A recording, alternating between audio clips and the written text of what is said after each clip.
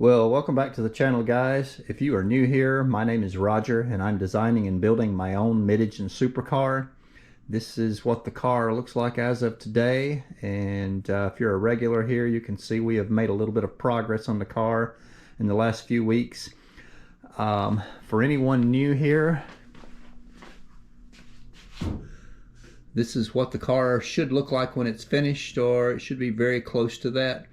I like to show this just as a reference as to what we're making. So let's take a look at what progress we've made over the last few weeks. So in last video we made the driver's door, which you can see sitting here, and I had the mold almost finished for the passenger's door, and we finished making that door,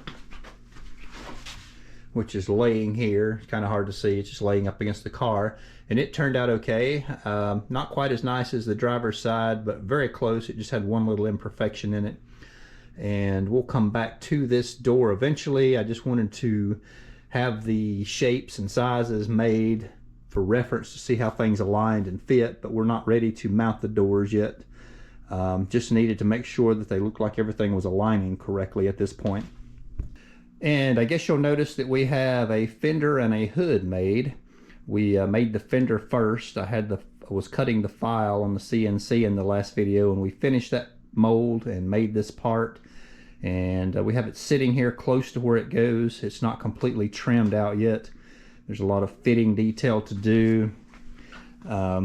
Needs to be trimmed to fit correctly here and here and around this light. You can see there's some imperfections here. This will get trimmed off once I know how this all aligns, but I won't know that until the entire front of the car is finished and bolted together, so we can see how everything aligns and works together as one unit. The hood, we finished that also. I made the pattern last week and pulled this shot just a few days ago and trimmed it out just roughly to shape and size so we could sit it up here and see how it aligns. And you can see it aligns pretty well. The seam here needs a little sanding to make it even all the way across. And this little drop down here and the hood and the fender all aligns. Looks like that'll work correctly. Now I'll have to remove some material here across for this cowling here to fit. This the cowling and the wiper assembly all needs to be added into that area and mounted. I've got to figure out exactly how I'm going to mount the wiper assembly and the front of the cowling. There are some snaps that snaps into a channel. We'll have to add all of that, and then once that is in here in the correct location, then I'll know how much to remove off of this hood and fender here for access to that cowling, because you should be able to see that cowling, and it leaves room for the windshield wipers to operate up and down underneath that hood and fender. So that's what this looks like. Let me remove this hood and show you what I'm doing to hold the fenders in place, some other parts that I've been making. So I've also made these parts here that will be used to mount the fenders to the car up on the top here near the hood. And this one is made also. Both of those were made in the same pattern. They're just mirror images of each other. And this will bolt to the frame, probably 3 or 4 places across here.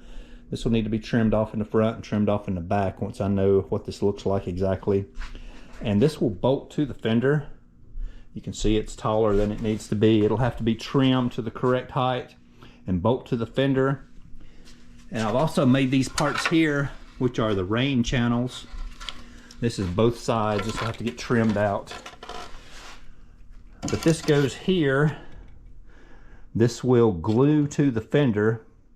And then the part that mounts the fender here, the tall part, will get trimmed and bolted on the inside underneath of the fender.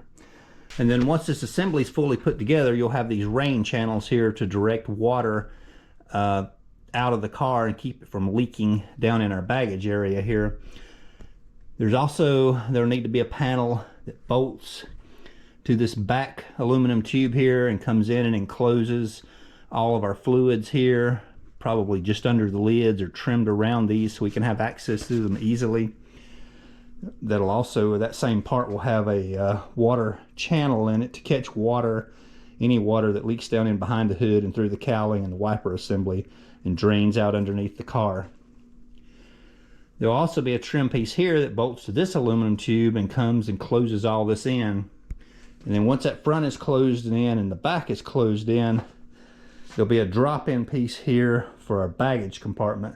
So it'll sit around this perimeter edge all the way around and fasten in.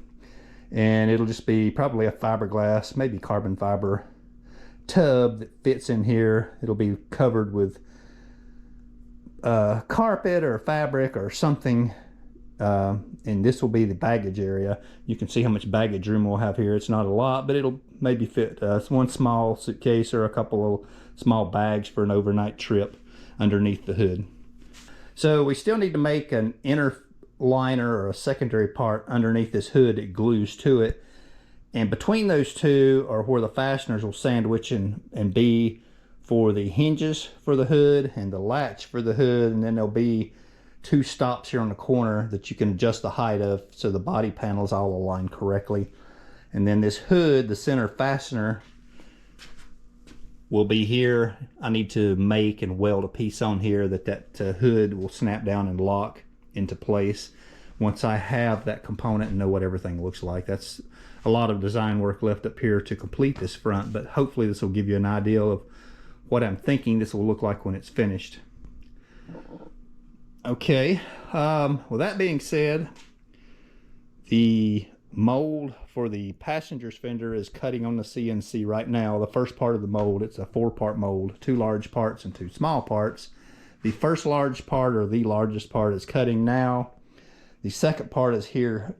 I just glued it. It is drying. We'll put it on the CNC tomorrow. And then that leaves 1, 2, 3, 4, 5 more pieces here to finish this front end after that other fender carbon fiber part is made.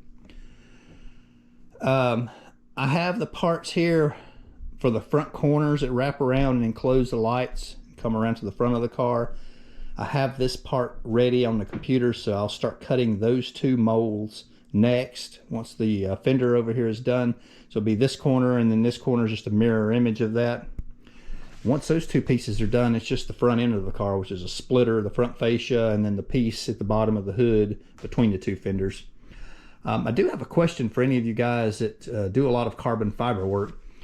For my front splitter, this splitter needs to be pretty thick. I'm thinking it needs to be about 1/4 inch thick all the way across. And I need, because it has little winglets that turn up on the side, I need both sides of the part to be smooth, and I'm not quite sure how to do that.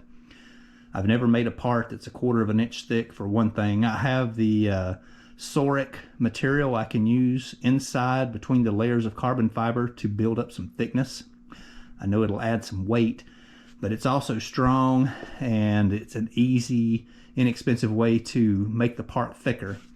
So with this front splitter, which is, if it's 1/4 inch thick and it's probably 6 or 8 inches deep front to back, what is the best way to make that mold so that part is thick enough and where it turns up here on these side little winglets? Is there some type of infusing material to put on the back of the part to keep it smooth, instead of what I'm using now has a texture to it?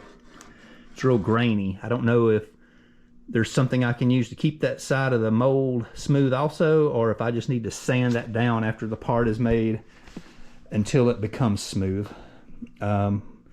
If for some of you carbon fiber guys that know the answer to this, if you could leave me a comment below and tell me what you think the best way to do that is, I would really appreciate it. That's coming up in my near future. So I had 2 big surprises for, I guess, Christmas over the holidays. One big surprise that I really wasn't expecting is I got the flu on Christmas Eve. So I was sick with that for about 10 days, to the point where I wasn't hardly working on the car at all. And because of that, I ran out of foam. I'd made so many molds completing all these various parts. I ran out of foam, and I was too sick to go and buy more foam. So I don't have any molds in the works currently, except for the one on the CNC now. I just went and bought some new foam. I bought 10 sheets of foam just a few days ago. So I've started back making these glued up plugs and started machining them on the CNC. In fact, we've made so many parts recently that I have a disaster over here of foam pieces that I've broken apart, molds to get the parts off of. And we'll have to make a trip to the dump this weekend, as I have a truckload of scrap here that I need out of my way. I don't have room to work anymore. The second surprise that I got for Christmas was I received a Christmas present of a 3D printer. So I have my own personal 3D printer. I have one for the company that I work for, but I'm not allowed to use it for personal uses, which I fully understand. But I finally have my own personal one, which is going to allow me to 3D print a new model. I want to do a new model to replace this one. It's just a tiny bit larger, maybe 12 inches long. And I want to do it in color of what I think I'm going to paint the car like, which is black and orange, just to see what it's going to look like in with the colors on the car. And so I need to get some material ordered. The orange and black material, I only have gray and white currently, and then I need to get the file ready so we can 3D print a new car model. I'd love to see one in color and show you guys kind of what I've got in mind for a paint scheme. Well, I guess that's going to be about it for this week's video. Let me know what you guys think about how the car is looking, the shape of the front end starting to come together. You can kind of see how things align. I know this door is sticking way out here in the front. It doesn't align yet, but I don't want to trim any of these pieces until I know everything is in the correct position.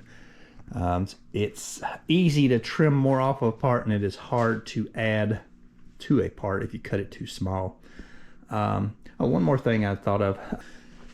So I'm making some changes here to the front corner of this door, the way the door seals against the body of the car when the door closes. After looking at what I had done, I don't think it's the correct way to do things. I want to change this. So by changing this rubber and how it interacts with the body, it's also going to change the front corner here of this door. This is probably going to get trimmed off and remove this corner of the door, and I'll add that corner to the fender. Still working on some design work on the computer. It's going to take a while for me to work that out to where I'm happy with it, but once I do, I'll show you what the changes are going to be. That's one area. The door rubber sealing correctly around the perimeter of the door and around the perimeter of the glass, those two areas are a big concern of mine, getting those to seal correctly. I know a lot of kit cars and handmade cars, the doors and windows, door glasses don't seal properly, and I hate that. So I'm trying to make sure mine do seal correctly. There's no air leaks and water leaks and all that turns out like it should be. But it takes a lot of work, and I have changed my mind on how I'm going to do that. So I'll keep you guys posted on what changes and what the new design looks like. But anyway, what do you guys think about how this is looking? Any advice, any suggestions, any comments, please leave them below. I love to hear from you guys what you're thinking. And I guess that's going to be it for this week's video, and I'll see you guys again in a few weeks.